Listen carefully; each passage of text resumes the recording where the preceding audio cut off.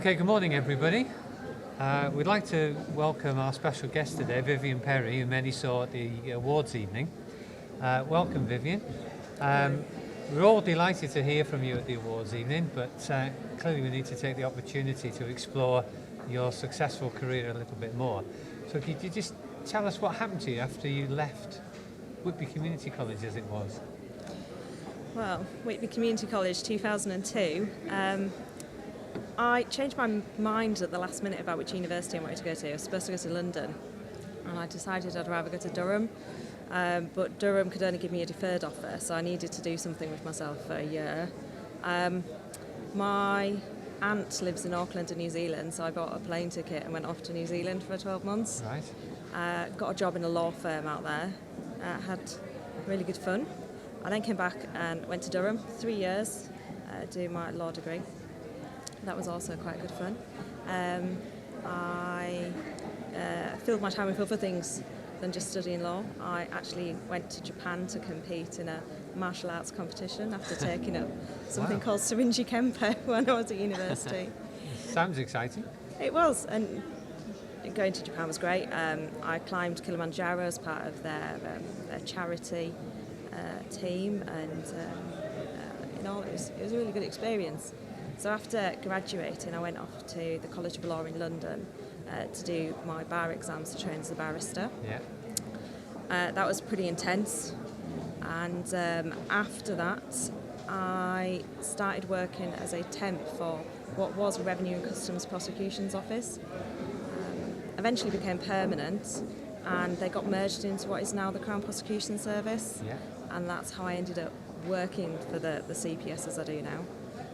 Slowly worked my way up, and eventually started working as a prosecutor, as a solicitor, and that's what I do today. So day to day then, if you'd like to explain to all the students who are watching this, what do you actually do during a working day?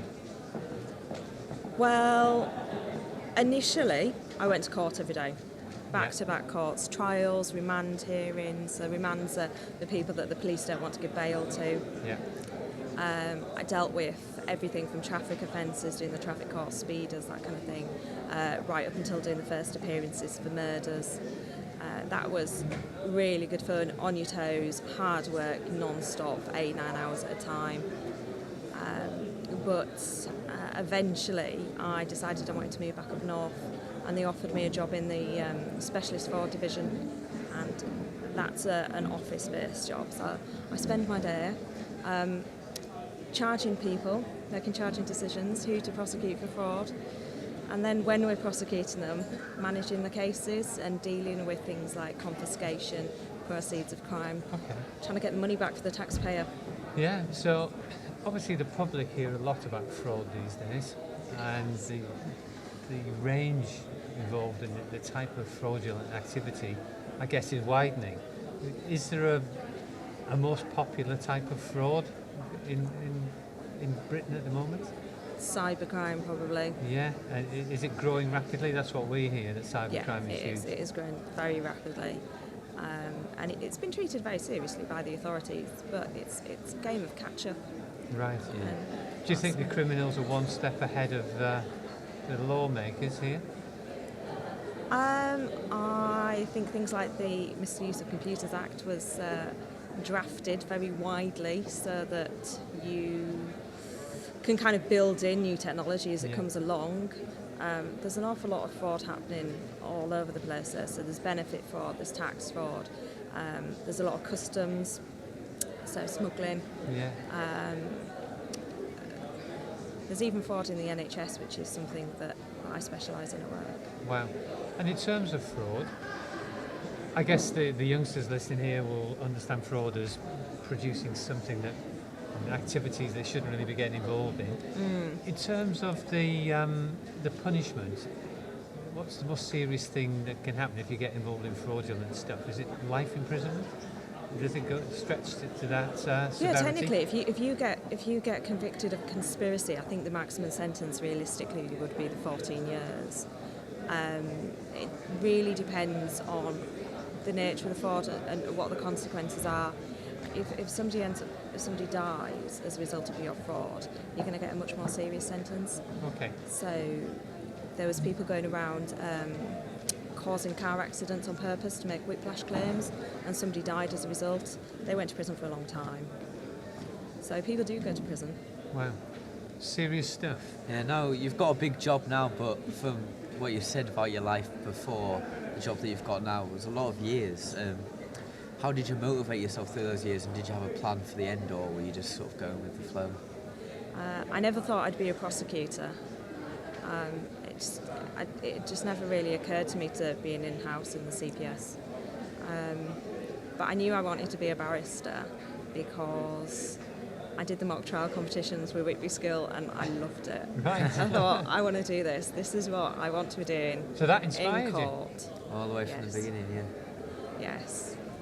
And you know, it really is fun. There's nothing quite like getting the criminals. And you're working for the taxpayer, so what we would think on the good side. So what's it like when you catch sort of a big fish? Is it good? Oh, it's very satisfying. It's also really nice to speak to victims and witnesses and know that you've done something productive to help them.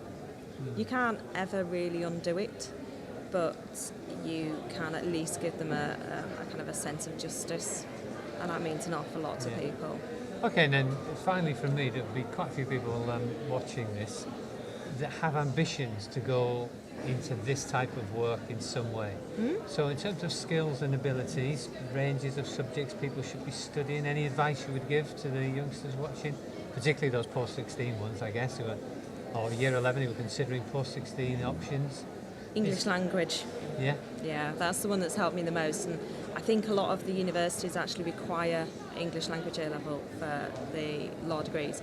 Alternatively, you can do a degree in something else and then do a conversion course, which adds a year to your kind of training, but it is possible.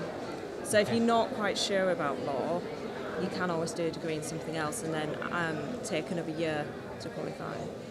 So do your best wherever, but there's a really important message there from Vivienne. English and more English. Make sure you do well. Yeah. Okay, thanks very much, Vivienne. You're welcome.